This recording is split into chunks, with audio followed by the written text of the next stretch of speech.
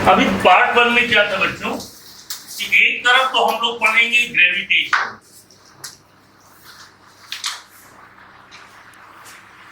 और एक तरफ हम लोग पढ़ेंगे इलेक्ट्रोस्टैटिक्स।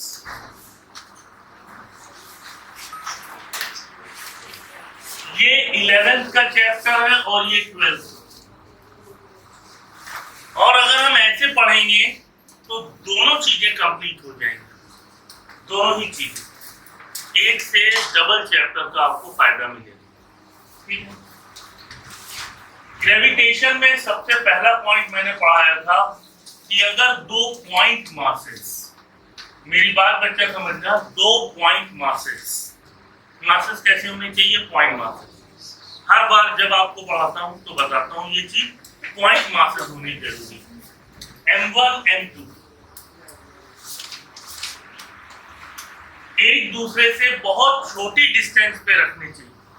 अगर डिस्टेंस ज्यादा होगी तो काम नहीं होगा भैया, और अगर ये डिस्टेंस कम होगी तो इनके बीच में ग्रेविटेशनल फोर्स लगेगा G m1 m2 upon r। कुछ चीजें इसके बारे में मैंने बोल दी।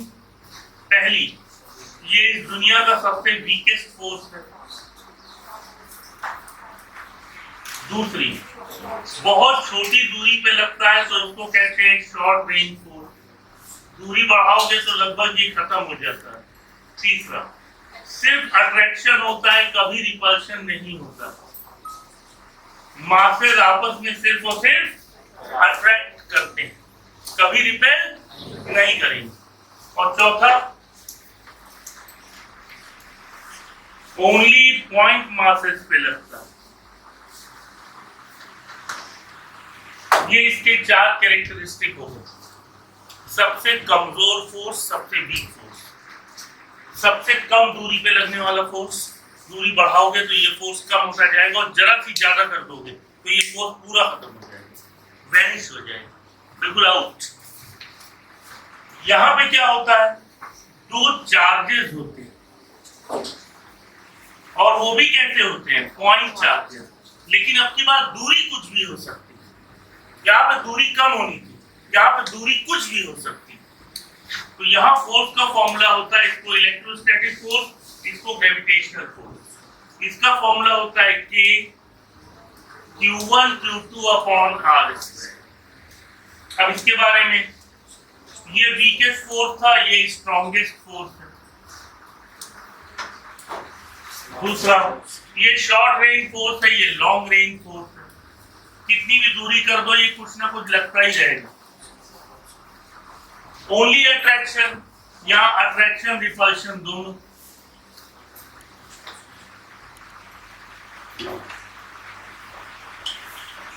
वो चौथा, पॉइंट मासेस पे, ये पॉइंट चार्जेस पे।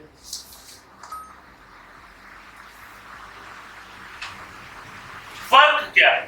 फर्क ये है कि यहाँ G है और यहाँ पे स्मॉल k है। G को कहते हैं gravitational constant, 6.67 into 10 to the power minus 11 newton metre square पर kg स्क्वायर। और K को कहते हैं electrostatic constant, 9 into 10 to the power 9 newton metre square पर कूलम स्क्वायर।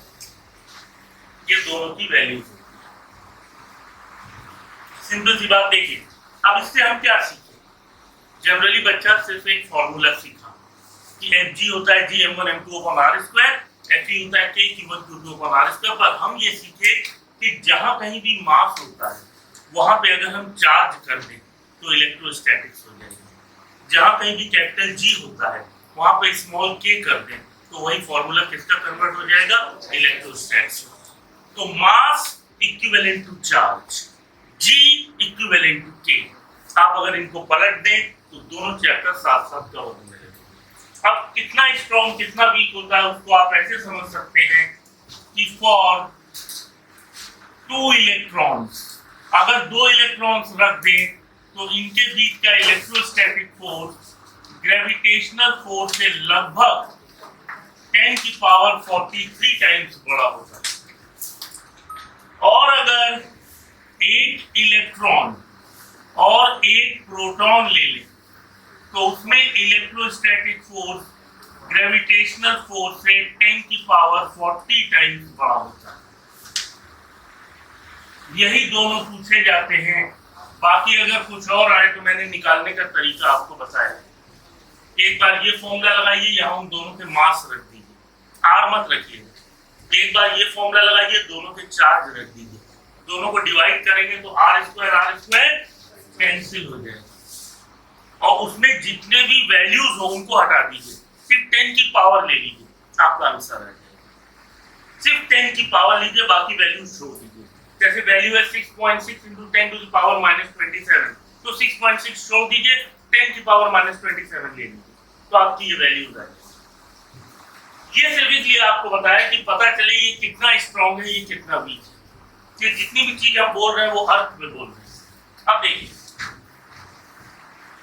दुनिया में कोई भी मास अगर कहीं रखा है तो उसकी एक फील्ड होती है जिसको कहते हैं हमारा ऑरा, हमारी एक फील्ड है, और इसको कहते हैं ग्रेविटेशनल फील्ड।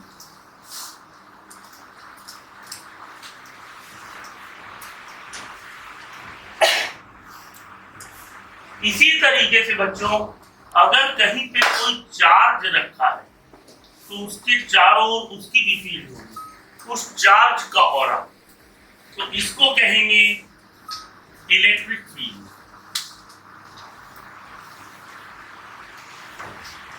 मास से भी कुछ लाइंस निकलती हैं, वो लाइंस जितने रीजन में फैली होती हैं उसको उसकी ग्रेविटेशनल फील्ड कहते हैं। चार्ज से भी लाइंस निकलती हैं और वो लाइंस जितने रीजन में फैली होती हैं उसको उसकी इलेक्ट्रिक फील्ड कहते हैं। फर्क क्या होता है? हर मास की ग्रेविटेशनल फील्ड होती है। दुनिया में हर मास की ग्रेविटेशनल फील्ड होती है, लेकिन हर चार्ज की नहीं होती। अगर चार्ज पॉजिटिव होगा तभी उसकी इलेक्ट्रिक फील्ड होगी, निगेटिव चार्ज की कोई इलेक्ट्रिक फील्ड नहीं होगी। तो यहां मैं लिख दे रहा हूं,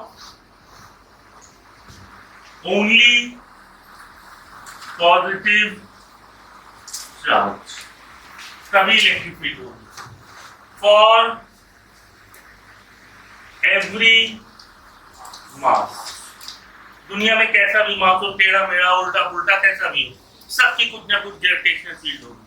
पर अगर निगेटिव चार्ज होगा तो उसकी इलेक्ट्रिक फील्ड नहीं होगी। Is it clear? अब फिर से एक बात देखिए, एक तरफ ग्रेविटेशन,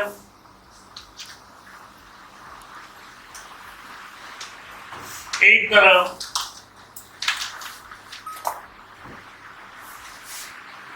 इलेक्ट्रोस्टैटिक, ये दोनों। Point number 3, gravitational field intensity. अगर कोई हिंदी मीडियम वाला बैठा हो तो गुरुत्वीय बल की तीव्रता या गुरुत्वीय क्षेत्र की तीव्रता, कुछ भी कहेंगे, ग्रेविटेशनल फील्ड इंटेंसिटी। अब देखो मेरे बच्चों, ये क्या है?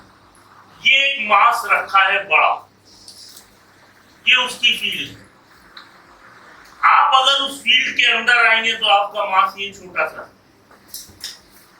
आपको अपने ऊपर एक फोर्स महसूस होगा। उस फोर्स को और आपके मास के रेशियो को कहेंगे ग्रेविटेशनल फील्ड इंटेंसिटी।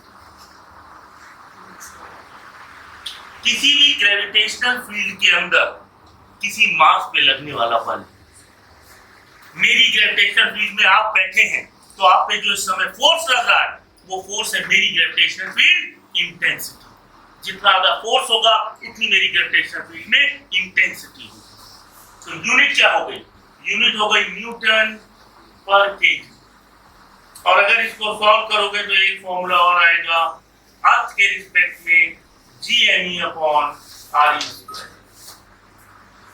और इसी को कहते हैं छोटा वाला g, जिसकी वैल्यू 9.8 मीटर पर सेकंड स्क्वायर होती है। तो gravitational field intensity gravitational acceleration ही होता है, G_ME/RE²। हर मास की एक फील्ड होती है। मैं अगर मास हूं तो मेरा ये रूम मेरी फील्ड है, इसके अंदर आप बैठे हुए हैं तो आप पे एक फोर्स लगेगा, ठीक, क्योंकि ग्रेविटेशनल फील्ड में तो हमेशा अट्रैक्शन फोर्स ही लगेगा, कभी रिपल्शन नहीं, ठीक है।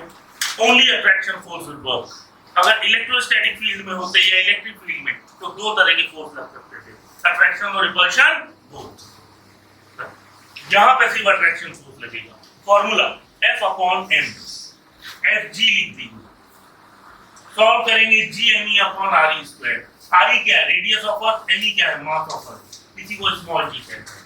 अब तीसरा पॉइंट, इलेक्ट्रिक फील्ड इंटेंसिटी।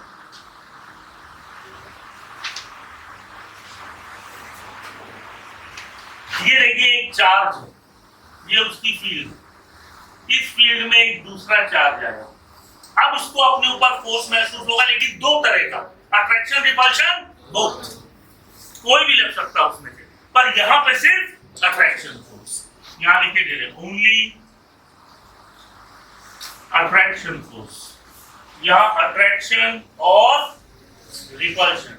अगर दोनों लाइक नेचर के चार्ज है तो रिपेल करेंगे, अनलाइक नेचर के चार्ज है तो अट्रैक्ट करेंगे। पॉजिटिव निगेटिव को अट्रैक्ट करता है, निगेटिव पॉजिटिव को अट्रैक्ट करता है, पर पॉजिटिव पॉजिटिव को रिपेल करेगा, निगेटिव निगेटिव को रिपेल करेगा, ठीक। यहां पे भी इसके ऊपर फोर्स लगेगा, लेकिन हम जानते हैं वो इलेक्ट्रोस्टैटिक फोर्स होगा और मास की जगह डिवाइड किससे होगा? चार्ज। ये आ गई इलेक्ट्रिक फील्ड इंटेंसिटी।